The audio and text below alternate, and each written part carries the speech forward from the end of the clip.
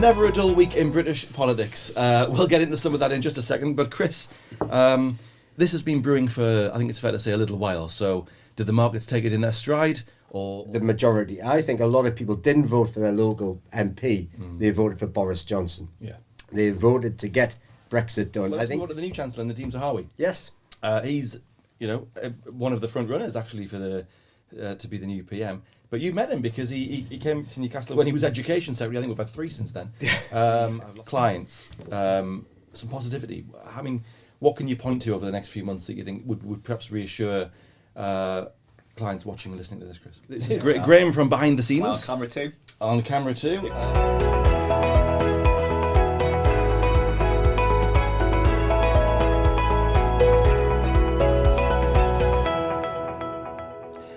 Hello everyone and welcome back to another True Potential Do More With Your Money podcast. It's episode 125 today, and for a moment this week we thought we'd have more people on our panel than Boris Johnson's got in his cabinet, but not quite. Let's meet our wonderful ministers today. We've got Daniel Harrison in the house, Chris Leyland's here, and Mark Henderson as well. Morning everyone. Good morning, Peter. Hello, Peter. Special shout out as well in a brand new feature that I've just thought of to our super fan of the week, and this week's shout out goes to David Regan, our inaugural True Potential Do More With Your Money podcast super fan. We know you're watching, David, because you always do.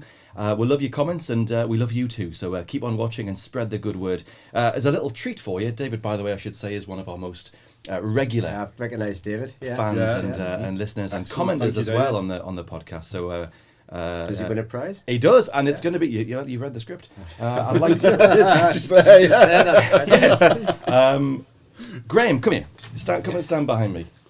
This is Graham from behind the scenes. On camera too. On camera too. Beautiful TP gilet. Sporting the he says, the beautiful True Potential gilet that none of us we've come serious for a very serious episode this week, but Graham's got this, and we'd like to send you one of these, David. So all you've got to do is get in touch with us through your app or however you would get in touch with us normally, and let us have your details, and we'll send you one of those in the post. You're quite nervous, Graham, there. I am. So you feel like down the barrel of the See gun. that camera staring at you now. Yeah. Come and join us, Graham. Yeah. Maybe. You know your badge. I have Yeah. a few things to say about Boris. Maybe I should. That's So our this job. badge means I'm like the #1 employee of the year. Yeah. I'm rewarded from the chief executive. Yeah. For all the good work. Can we get a podcast super fan badge made up? I think we probably could then. Probably Do you can. think? We'll ask the marketing team. Yeah. That's right. Do we know anyone? We'll see what we can do. Yeah. What Sarah Mason can put together for us. She told me to roll my sleeves. Yeah. I didn't get time. All right, Graham, get off the stage. Sure now. You can have 5 minutes of fame, not 55 minutes. You see, you let them loose and this is what happens. Right, never a dull week in British politics. We'll get into some of that in just a second. But Chris, this has been brewing for, I think it's fair to say, a little while. So did the markets take it in their stride, or what happened? How did they react to this week's events? It's interesting actually. The markets, they basically took it in their stride, exactly what you said. So Yeah. what you find with these kind of events is it really plays through currency markets first. So what you saw is a really slight move in sterling versus the dollar. So it went from 120 down to 119, and then yesterday when it went back up, so it went back up to 120. I think for me, in some ways, you saw a bit of a change in narrative around what investors were thinking. So I think earlier in the week, there was some nervousness around the fact that the UK government was obviously in turmoil. But then yesterday, I think a lot of investors were maybe thinking, well, actually, do you know what? We want a prime minister who's maybe a little bit more dependable in some ways. So actually, you saw more of a positive spin come out of that. Mm-hmm. But I think for me, this may seem a little bit weird for the people who are sitting at home and thinking about what's happening in government right now, but the reality is it's had very little effect at all. Does it impact world markets, Chris? Does it? No. Absolutely not. I think if we look at how we're invested, the True Potential portfolio proposition, the reality is that's invested throughout the world, and it just doesn't impact it in any way. Does it ever? I mean, is it just because we've been knowing this is coming for a while that it hasn't, or in previous governments have changed, has that impacted markets, or does it never really cause much? The reality is that the UK is if you think of world equities, the UK is 11% of that overall. So in that sense, unless you saw a very significant change in government where you went from maybe a very left field prime minister came in, something like that, I think then that could affect certainly UK markets, UK currency markets in particular. I don't think it would affect global markets. You don't really see that. Yeah.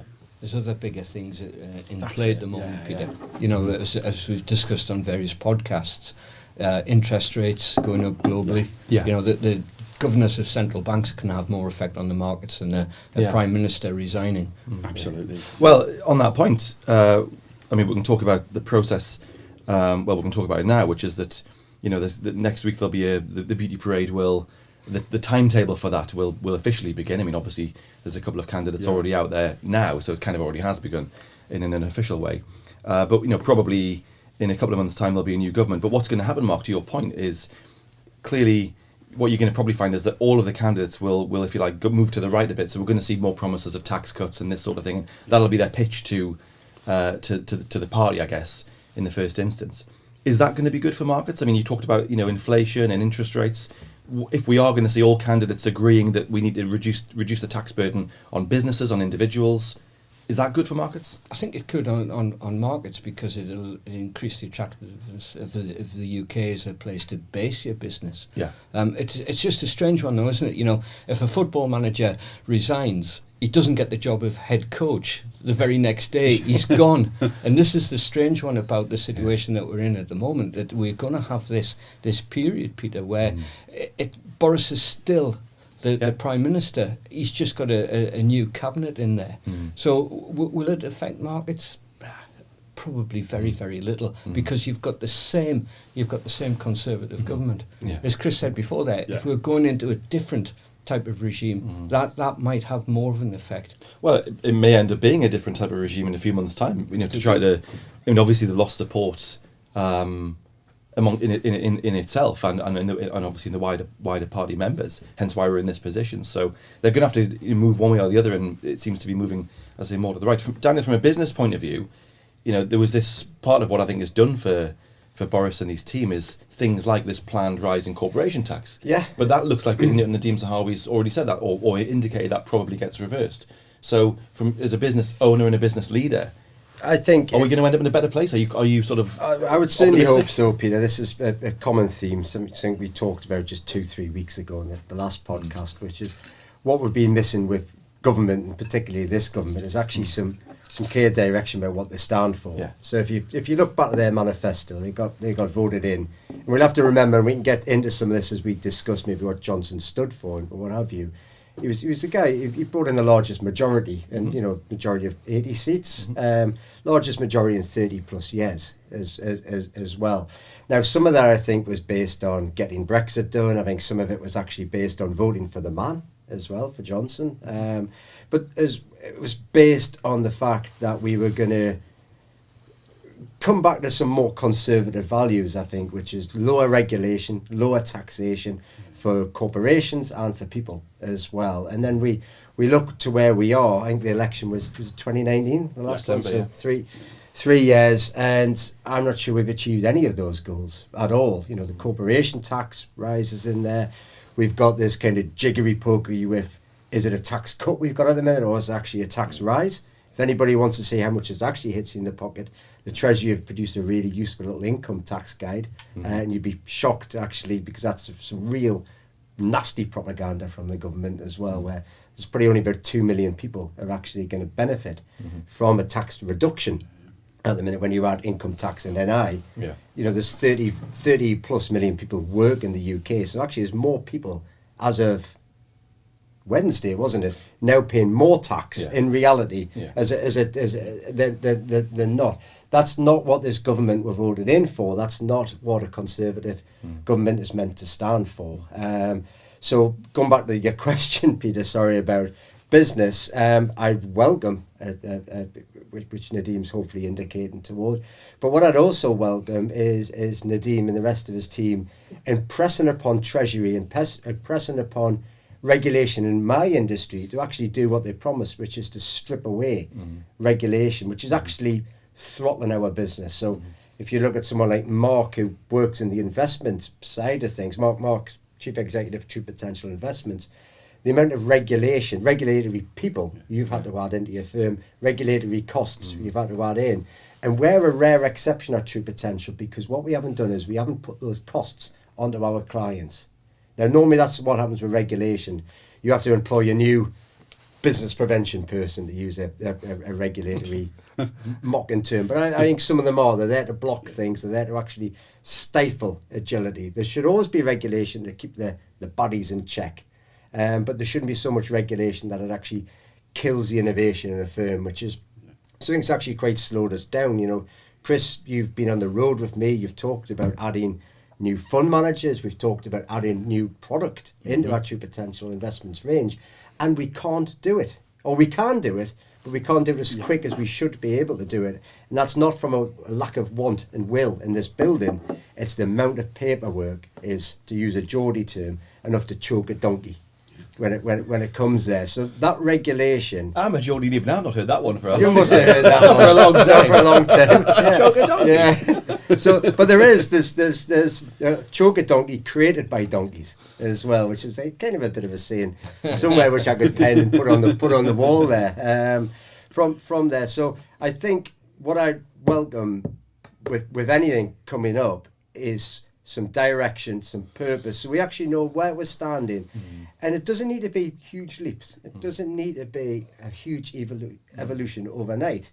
Bit by bit, we just need to know, are things getting better and what path are we on? Well, this goes to the point I was making before as well. If any of you saw Suella Braverman, who's the Attorney General, she was the first out the blocks on Wednesday before Boris had even announced he was going to say I'm going to put my hat in the ring.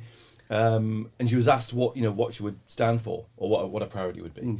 And the first three things she said was sort of tax cuts, smaller state, and less regulation. Yeah. So we are going to get. That's the direction we're going to be going in. So, but I'm not sure I believe that when it comes from someone with a legal background. Sure, but I think what I mean is, I guess all the candidates, because that's, because of the process. There's not, just for anyone who doesn't understand it, there isn't going to be a general election to choose the new leader. It's party members. It's the rank and file. It's the grassroots.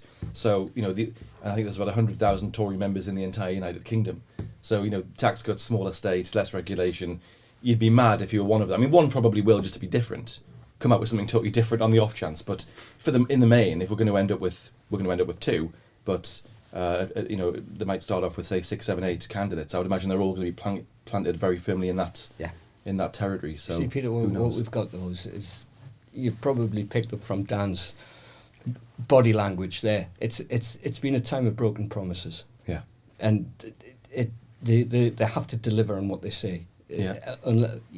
It turned from principle to populist, and when that happens, there's only one way it's going to go, and it's ended in the way inevitably with a populist prime minister who's gone, and the new government have to, if they want to stand a chance of helping business and helping everybody in this country, they've got to stick to their principles.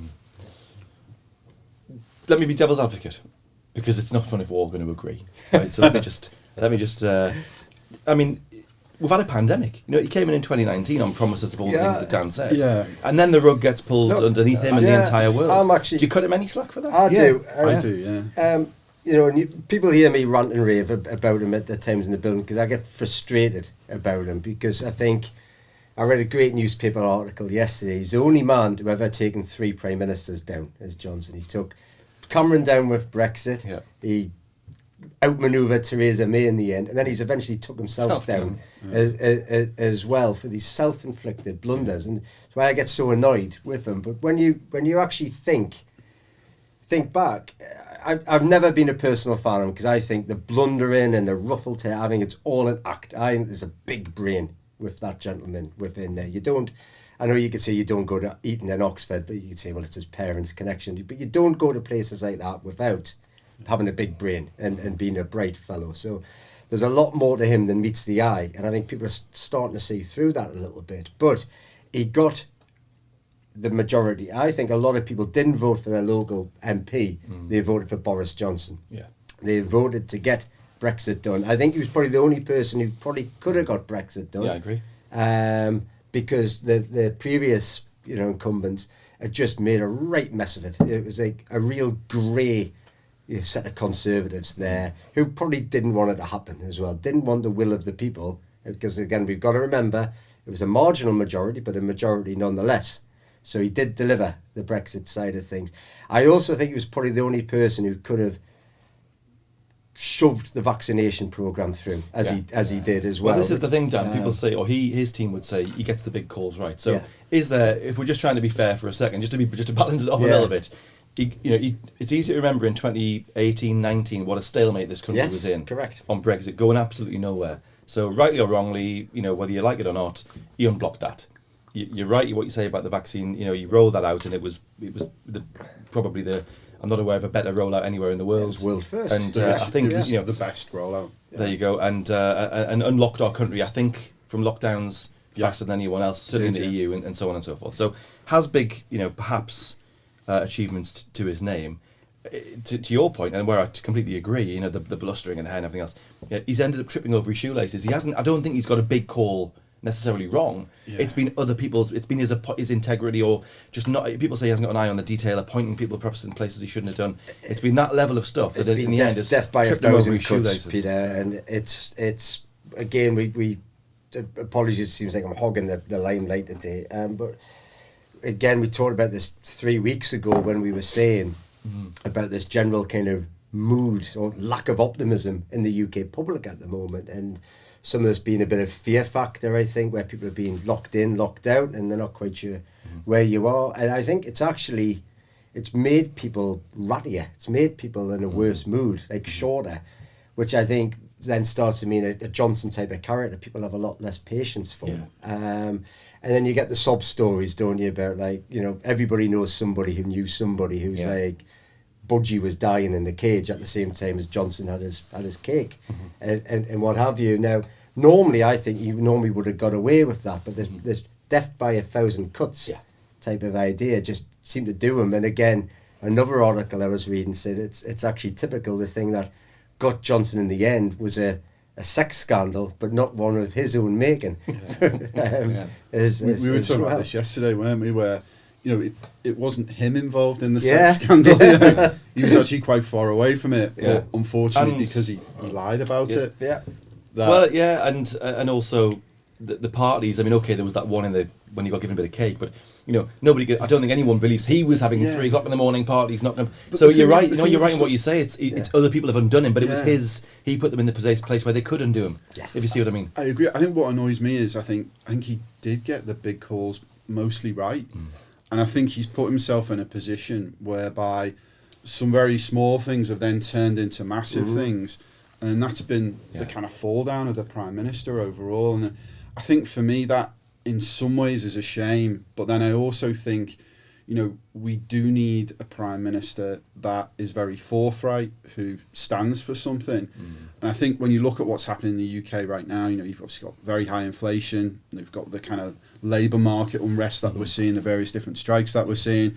I think people are probably less tolerant for this kind of, figure of fun. It's definitely less tolerant, And I think that's also what you saw in markets a little bit as well. You saw that little uplift yesterday when Boris said, right, I'm leaving.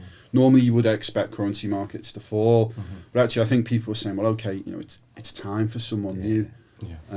But obviously, we'll see what they stand for and what they can do overall. Well, it's quite interesting. A couple of weeks ago, I switched Question Time on. I hadn't watched it for months, but I switched it on. I lasted 10 minutes, but it was in Newcastle, and the bit that I saw, the panel was squabbling amongst each other as they've done for months and months and months. And there was 2 people who just said, for God's sake, will you stop your bickering and just get on with the job that you've got, which is to be an MP on either side and to be a government to run it. And I hope the rest of the politicians in this country learn from what's happened to Boris and they get back to doing the job that they're here to do. Mark, when was the last time you can remember when we had in Britain a kind of, dare I say, a boring, stable government just running the country? Can you remember the last time? You can't argue that this has been stable at any point. No. Can't argue that Theresa May's was stable at any point. How far back have you got to go? I think, Peter, probably if you go back to 2014-15, before the Brexit referendum when Cameron was in charge. And isn't that mad? Because that was a coalition. That was the Yeah. most crazy. Yeah. We've only had kind of one in probably all of our lifetimes where there was not one single party running, and yet that's been the most stable any of us can remember Yeah. in recent times. And Anyway. then that erupted, and David Cameron ran away. Yeah. Mm-hmm. I mean, it's obviously a dramatic week when you lose a prime minister, or you're about to lose one, but you also lose a chancellor as well. So we'll talk about the new chancellor in a second, Dan. But again, as a business leader and somebody who has an interest in these things, what's your views on the outgoing chancellor, on Rishi Sunak? Well, it's not just the outgoing chancellor; it's the outgoing team. Full stop, Peter. But you're quite right to concentrate on the outgoing chancellor. First or second out the door, out the trap, so to speak. On Tuesday, I don't know who got it in first, because unlike the cabinet that day, we were actually at work and working, you know. Yeah. But I think what was really disappointing is at first was a statement where he was saying, with good conscience, he can't represent somebody like Johnson anymore, and you feel like saying, get away. You know, you knew the type of man you were working with. He's never changed. Mm-hmm. For not just when he was Prime Minister. It seems like Boris has always been consistently Boris throughout it. So you feel like saying, this feels you're just trying to save your own skin here in a very bad fashion. But he should also look in the mirror as well, I think, and look at his own achievements as Chancellor. Yes, the leader should always have to take some hit for it, but the Chancellor has actually saw economy which is in worst shape. If we're just to look at some key metrics there, the markets are more volatile than they've ever been before. Inflation is up to, not quite record highs, but certainly record highs in our thinking, in our memory. Interest rates are on the way up.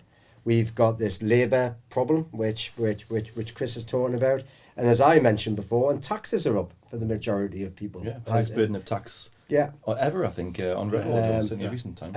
And I don't have time for someone who says, "Oh well, taxes have to go up because how do you think we're going to pay for this pandemic?" You're very saying, well, did you not think of that when you opened up the money and just started printing cash everywhere, which has actually incidentally led to the inflation rate going up as well. So just like a real lack of foresight, which is, A, I've just helped trash the economy via printing money like it's going out of fashion, but B, now we've got to pay for it. And instead of just actually doing what a normal, conservative, frugal chancellor would do, which is let's stretch that out over 100 years. So incidentally, I can't remember the exact date. Not that long ago, we've only finally finished paying for World War II debt, by the way, thanks to the Americans as well. But why didn't we just treat COVID as that as well, like as it was described by Johnson and the rest, as a war, as a battle, and things like that? We should just stretch it out over 100 years and pay for it that way. It wouldn't cost us much more at all. So he did that. He oversaw what I thought was a ridiculous scheme, the Eat Out to Help Out scheme, which actually just benefited a load of really greedy people, but actually also oversaw lockdown too, incidentally, because all the greedy people came rushing out, ate everything, coughed on everybody, and got in about second lockdown as well. So, like, a load of self-inflicted own goals. And if he thinks he's got away with it, he certainly hasn't, because, like, when it comes to, like, leadership things, I don't think he's got a cat and hell's chance, or a rat and hell's chance, to use some of the term used for him. On fire. We've had donkeys, rats, we've had the whole menagerie. Just call me Noah. Yeah. The snakes will be coming out soon.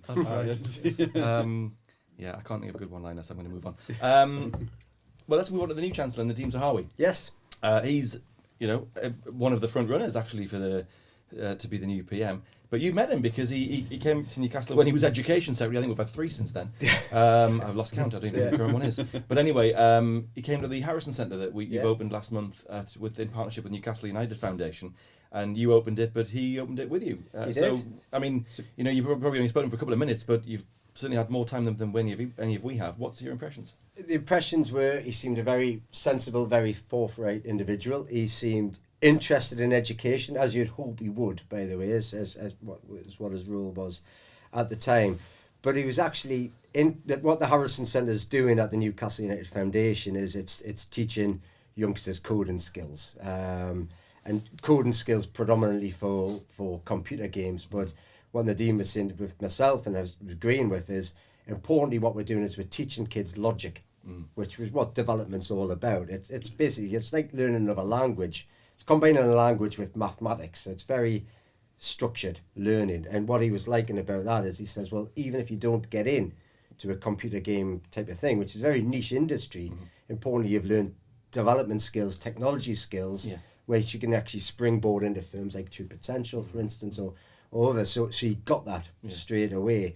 What I also like, obviously, about him, and I'm not saying he's my choice or not, I don't have a preference, is he oversaw the vaccination programme as well, and seemed to do a darn good job of it as well. So there's an individual who seems very methodical, very, very straight, and has actually got a bit of success, which unlike some other members of the and has had a career before politics, and has had a career in business before politics, which I think is important. Maybe is and I think some of this incidents which you're seeing in government at the minute, not just the Conservative government, but there's other governments, other parties may apply as well.